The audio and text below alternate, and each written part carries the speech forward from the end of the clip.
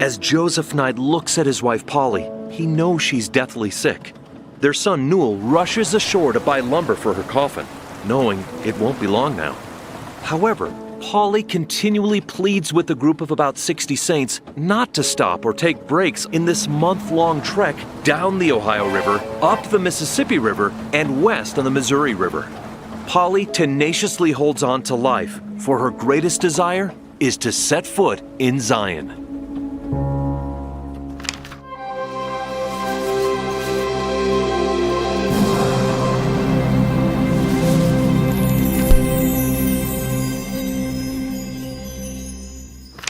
But what is Zion? And why were Polly, Joseph Smith, and many others so intent on getting there?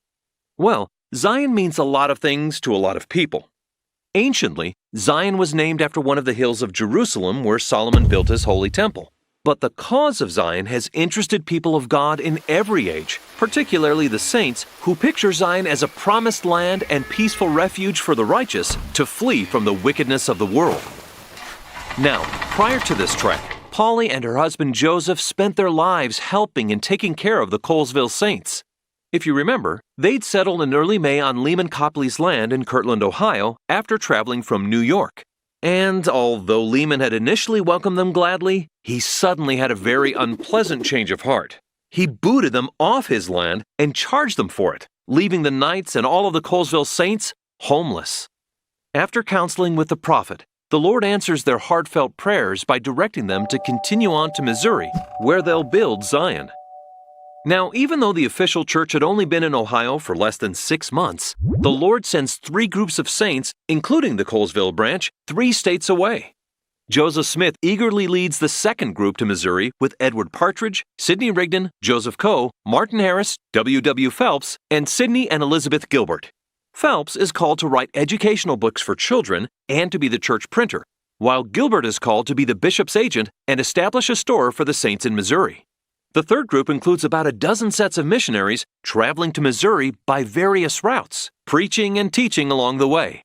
Most of them willingly accept the call, but a few aren't ready or willing. For example, Simon's Ryder refuses to go because his name is spelled wrong in his mission call.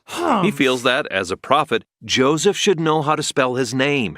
He won't accept the fact that Joseph is simply human and a really bad speller. Yep, miraculously, the Lord can even take a bad speller and turn him into a prophet. Now, preaching in Indiana, successful missionaries Zebedee Coltrane and Levi Hancock are confronted by some angry residents who order them to leave the next day by 10 a.m. or else. After they discuss and pray about it, they feel impressed to stay because they're scheduled to hold a meeting at 11 a.m. As they start the meeting, they see in the crowd some of the people who'd ordered them to leave.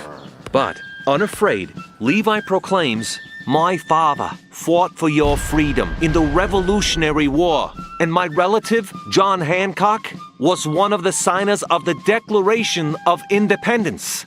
Yeah, that John Hancock.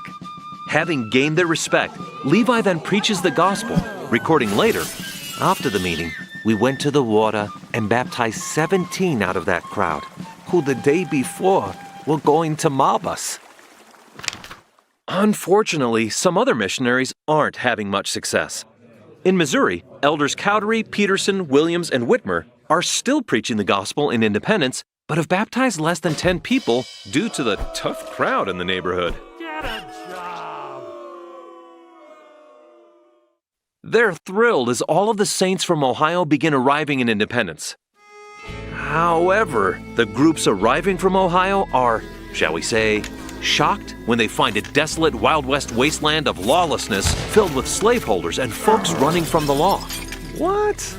This is definitely not what they'd imagined. Interestingly, Brigham Young got a similar reaction years later when the pioneers first viewed Salt Lake Valley. All they saw was more desert, tumbleweeds, and sago lilies. How much faith did it take for them to believe this is the place and not just sit down and cry tears of frustration? Well, at least there's a beautiful lake. Oh. But of course, we know how that turned out. Now, as the groups from Ohio arrive in Missouri and see something less than ideal, some are very critical of Joseph. and even question if he can be a prophet if this is what he's calling Zion. Feeling very discouraged, Joseph asks the Lord, "When will Zion be built up in her glory? And where will thy temple stand?"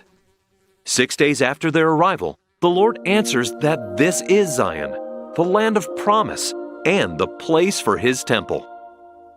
Wow, the Lord's celestial eyesight is very different from their telestial eyesight. Do we sometimes feel that way?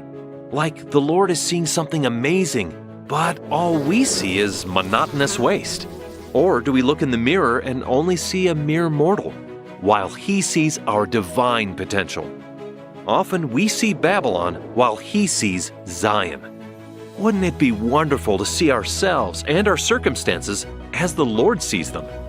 But sooner or later, we may have to learn the hard lesson that we usually don't discover Zion. We often have to put in the effort to build it. Luckily, these saints and our individual ancestors from all over the world have worked very hard to prepare the way for us. And our decisions today likewise help build Zion in our families and for future generations. Now, you may be wondering what happened with Polly Knight. Graciously, the Lord did grant her righteous desire as she made it to Zion in Jackson County before passing away just a few days later. So, what choices and sacrifices are you making to build Zion? Next time, we'll learn about how these amazing saints begin to build Zion through sacrifice and hard work. Thanks for watching. If you feel like this video has helped you on your path towards truth and Christian discipleship, share it and subscribe to the channel. And click on the little alarm bell to get notified when new videos come out. Most importantly, go study the scriptures for yourself.